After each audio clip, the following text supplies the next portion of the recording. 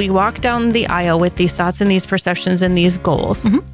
And then when we are in the heart of the marriage is when we have never outwardly said to anyone, this is what I was hoping you were going to heal for me. How come you're not healing this? Right? Or we're so clear about our own point of reference and what we need that we sometimes fail to think about the perspective taking of what that partner may feel in our marriage or our relationship.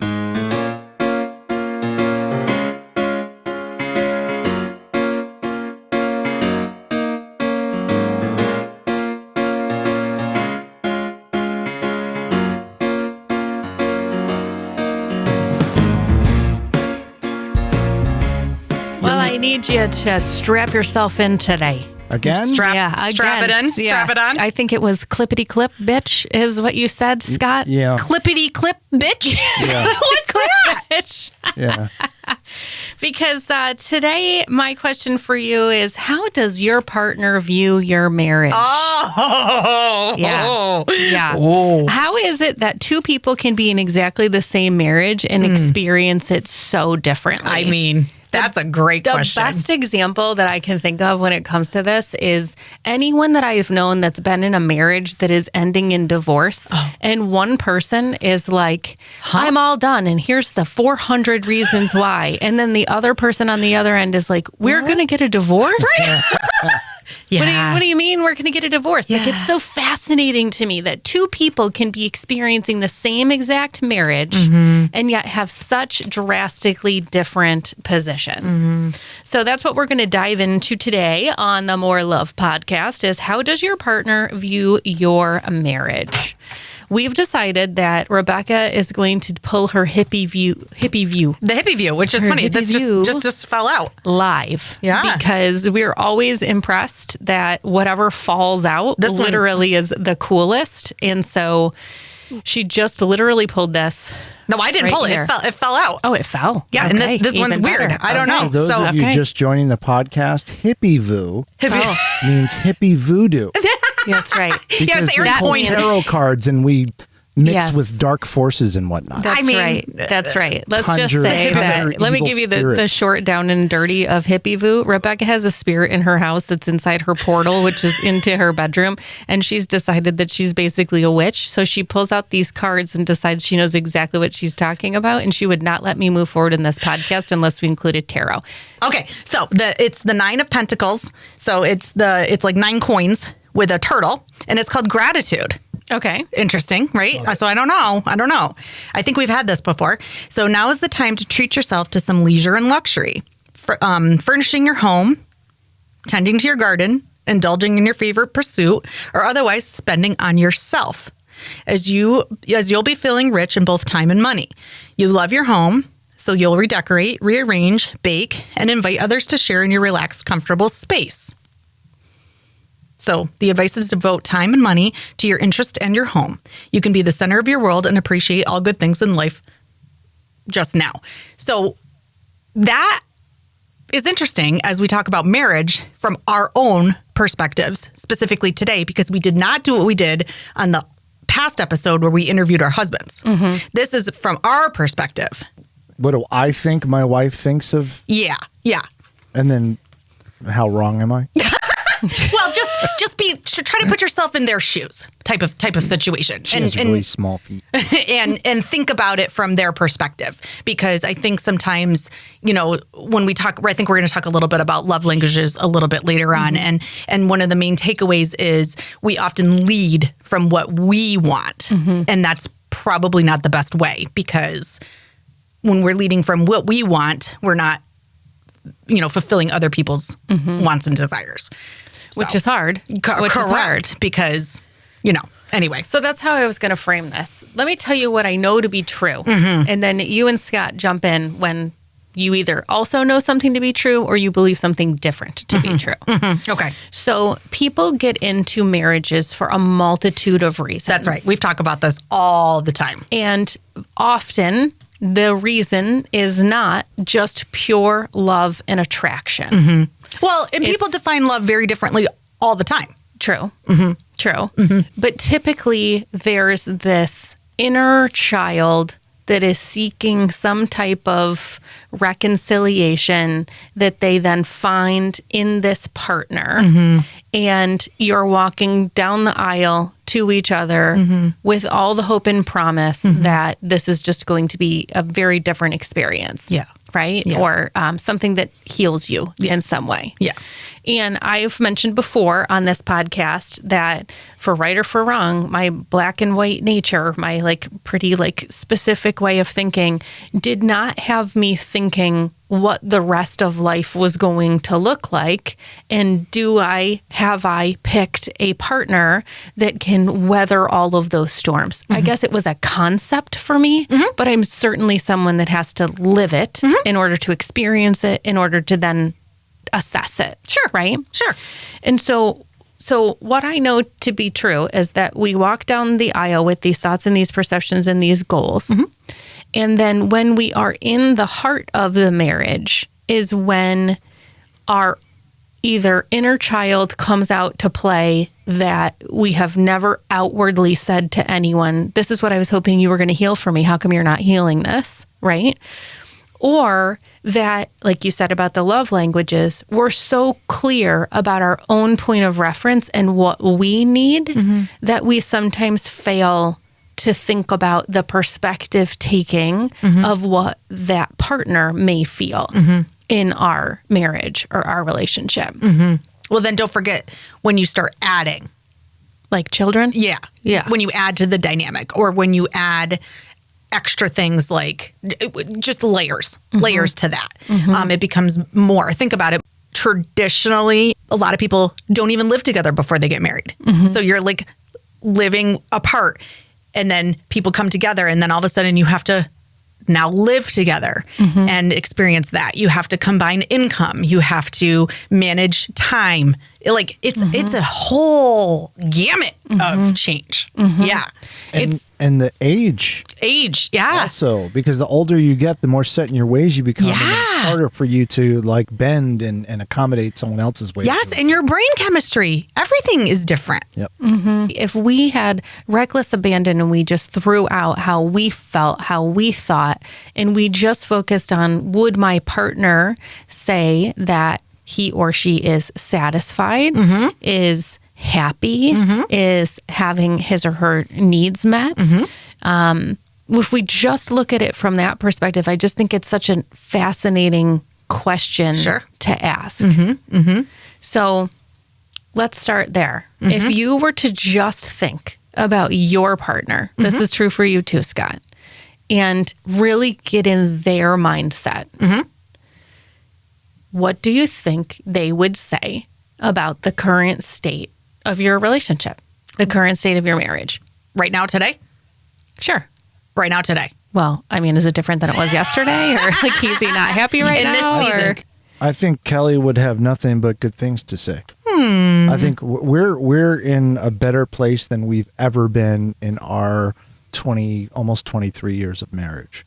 That's awesome. Yeah, so I think we would both, if you sat us down in different rooms and we were to explain it, I think we would come pretty close to the mark together.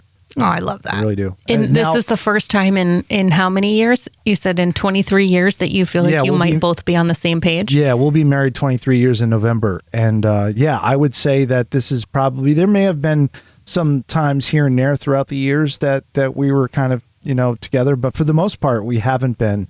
And it took us many years of growth, introspection, and therapy to figure out how, what we wanted and how we were going to get there and what it was going to take. And thankfully, we both had the same ideas. We both had the same goals. Yeah. That's the thing. It's if you have different goals, that makes it even more difficult for you to get to that singularity, I guess, for lack of a better word. We have the same goals. Yeah. It's awesome. What would Philip say? I think he would say that he wants more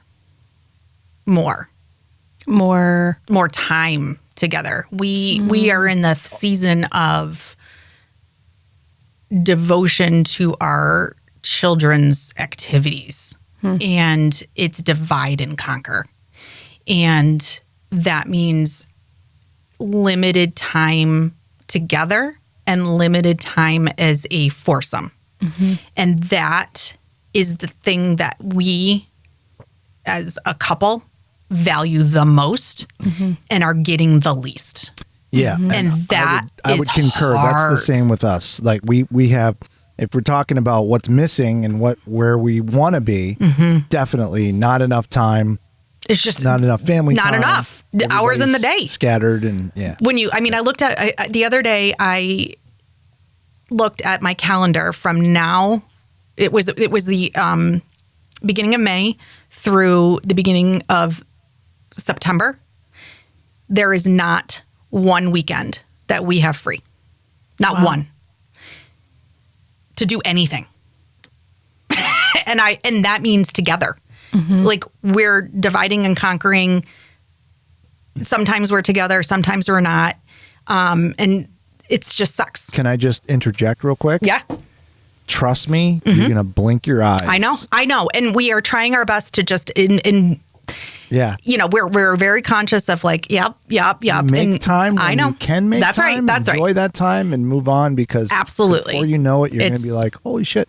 We're close to being, well, not really close to being empty nesters, but I mean, it goes fast. It's potentially only a few years away as compared to like where you are in your journey. So I'm very aware. I'm very aware. I keep saying, I said to Taylor yesterday, I said, we only have you 2 more years, and I am very, very, very aware, very conscious. Tough. Yeah. So that's what he would say. We want to be more conscious of that, and we want more. So would you say the same? More aware.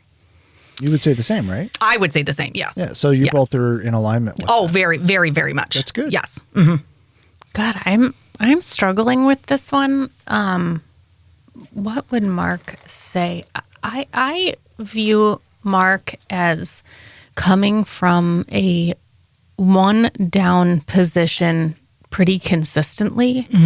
And so it's hard for me to say how would he assess our marriage right now, because I think a lot of what Mark has done in his life is had himself in a place where he's just trying to keep up. He just wants to make sure that I'm happy. He just wants to make sure everything is going okay.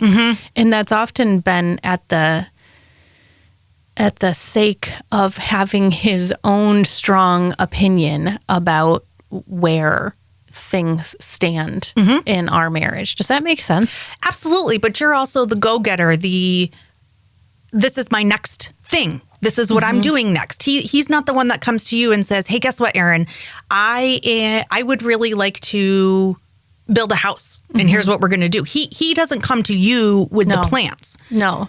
But I don't know if that's because he doesn't want to. I'm not sure.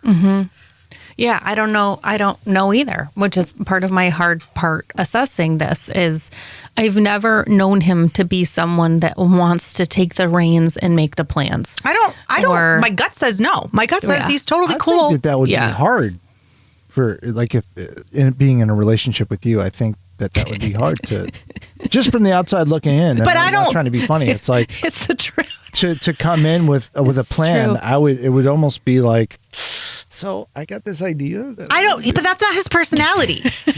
I got an idea. Do you think? But that's never been his personality. He's always kind of been the go with the flow type of guy. Like, there's certain things I'm kind of the same way though. Yeah. But I've pushed on that a lot. You know, I've said something stupid like, would you rather go to the mall or would you rather go to Five Below and then go grocery shopping? No opinion. Can't we do both? No, we cannot with my family. We can barely do one of those things because they have a capacity. And once they reach their capacity, I'm all done. So, so I think that's an interesting part of this. If I have to get in Mark's mindset, and I try and do this often just due to the nature of my work, it is hard to assess where he stands on things because he either does not have strong opinions or that's a conditioned response. Not just conditioned because of me. I know we'd like to all put that on me because I'm pretty domineering at times, but that's what's in his backpack, right? That's what he brings into this marriage is essentially sit down and shut up and go with the flow. You can have opinions about things, but you better not be pushing real hard. And so that can sometimes make it difficult for me to better understand, what his perception would be. I would, though, agree with you that he probably is feeling the most stable and secure in our marriage that he has felt in 10 years. Yeah. Because we've gone through a lot. We've worked through a lot. We've had some really good conversations. And I think the codependency in this relationship would lead him to believe that if I am more stable and happy and not as mad, then his presence is okay. I'm not saying that that's healthy by any means, but he's probably dictating how he's feeling about our marriage based in Erin's overall feel. Yeah. There's actually a term for that. I think it's called mirroring, emotional mirroring, that you essentially aren't really having your own reactions to things. You're picking up on the energy around you, specifically with your partner, and then having a reaction based on how they're reacting. Yeah. I do the same thing. Yeah. He was upset about a baseball game the other day, and I noticed myself taking on the feelings associated with, well, now I feel anxious, and now I feel like we don't have an answer, and now I'm, and that's not how I feel about it, but I was just like absorbing it like a sponge. Absolutely. So it can sometimes be difficult to determine it, Totally get that. based on that. Absolutely. So I'm hoping we could talk about love languages. It's one for of my a favorite second. things. I do love the love languages, and I've done it with my kids too. The 5 love languages is an actual specific thing that you can take this quiz, and anybody can take it online. It's free. It's free to do, and there's a book that discusses it, and there's love languages for your children and for your family and all these things. It's actually really wonderful when you're struggling to communicate. It's an effective communication tool, and like I said, I've done it with my children to try to learn how to praise them appropriately and how to effectively communicate with them through that avenue. Love languages for you. You are words of affirmation. Philip is acts of service. I am acts of service. Mark is physical touch. I know. What are you? Sawyer's physical touch drives me nuts. That's my least. That's my least. She's too. like a freaking stage 5 clinger. Yep. Can't take it. Do you know yours, Scott? My love language is service, Oh, acts of service. affection. When we talk about the love languages, it's really important because for Philip, his is acts of service. So for him, he will clean the entire house, top to bottom. He will do the yard work and all this stuff. And I am so annoyed. I am beyond annoyed. I am like, could you stop doing those things? I could give 2 flying shits. I could care less if the dishes are in the sink for 4 fucking days. Do not care. Do not care. In fact, how many times have you come to my house and there's 4 things of garbage sitting in my... Oh my God. Garbage is my favorite. Do not care. Do not care. And for him, he gets so angry with me and upset when I don't recognize him for doing those things because he's really doing them for himself, but that's his way of saying, see how much I love you because I'm doing this for you so you don't have to do it. Well, thank you. Right. But yep. It's such a great example of how if we're just thinking about our partner's perception, right, and if his perception is being viewed through acts of service, right, you're failing miserably. Right. Not because you can't, but right, because you don't give a shit. Right. Like I do appreciate it. Right. But at the end of the day, it's not high on your list. That's not right. Yeah. Like if you're doing that to help me, right. So what would it be? It would be write me a letter. Letters. Send me a text in the morning saying, oh my God, have the best day. I know that this is going to be a hard day for you. Come home and talk to me about my day because you knew it was going to be hard. Spend time talking to me about things that matter. Yeah. Hey, I knew you had an important meeting today. Right. How did it go? Correct. You know? It doesn't even need, well, I would love it for be deep and connecting. This but is why I'm her twin flame. That's right. Because she does not get that from her husband. Oh my God, my favorite story about Philip is that he went through the line. It was like Mother's Day or something. He went through the line to get some beer and he was like, oh shit, it's Mother's Day. Yeah. And he just picked one up off of like the random, like as you're walking through the line and you were like, this is the sweetest card I've ever received. And he's like, God, got it when I was getting some beer today at the 7-Eleven. I just picked it up. Thanks. But You know, it's like if you're dying of thirst and someone comes with a little tincture full of water, it's like, oh my God. I know. It's true. It's the best water and it's the most. I know. It's so true. I've never tasted such water before. So great.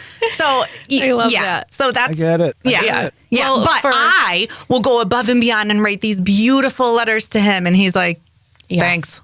But again, this is such a great example of how you both potentially could view it if you're viewing it from your own lens and just be like, this isn't what I need to be fulfilling. Oh wait.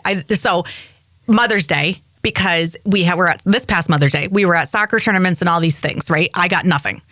We didn't do anything for Mother's Day. I didn't get a present. I didn't get dinner. I didn't get anything. And the house was the absolute complete disaster. The next morning, I got up super early, cleaned everything to a T. I took pictures of every single room, texted them to him, and then at the bottom wrote, Happy Mother's Day. Oh my God. I did. 7 quick things. Oh, good. Super quick. That Are you they can bullets? do. Yes, they're bullets. Okay. Strategies to bridge perception gaps. Oh. So in the event you're at a stalemate, your partner, you think your partner would think something very different. Here's I mean Marianne's top 7 ideas of what to do. Okay. First is deepen your understanding of each other's world by sharing thoughts, feelings, and experiences. That's really just code for start talking to each other about what's working and what's not. Okay. Second, nurture fondness and admiration. You love this. This one makes you feel super comfortable. Regularly express appreciation and respect for each other. Okay, so putting that out there a little bit more. Okay. The third is turn toward each other. Like eye gaze? Absolutely. Respond to bids for attention, affection, and support positively. I'm 0 for 3 right now. I'm 0 for 3 What does on this that list. mean? You love this. This one's your favorite. When Philip tries to like indicate that he would like some of your attention, whether it's eye gazing or he wants to hold your hand. I want to throw up. That you need to turn to each other and you need to engage. 4, let your partner influence you. Be open to each other's ideas and feelings. 5, solve solvable problems. Address issues that have a clear solution through compromise and negotiation. Overcome gridlocking. 6, understand and respect each other's dreams and aspirations. And then 7 is create shared meaning. Build a strong sense of purpose and values that comes from a shared place. Thank you, Marianne. So, in other words, that's bullshit. And we're not doing any of that. True. That's a whole bunch of fluff and not a lot of reality. That's and right. no one's Marianne, doing that. Marianne, try again. No try one's again, doing Marianne. that. That try again. sucks. Here's your affirmation card. My dreams manifest into reality before my eyes. Growth and change. Take a tangible step towards one of your dreams today, no matter how small. That's right. That's right. Cheers. Cheers. Cheers. Wow. So until next time. Oh, yeah. Until next time, keep feeling, Keep questioning. and keep spreading More love. Unless they ask for it. then don't do it.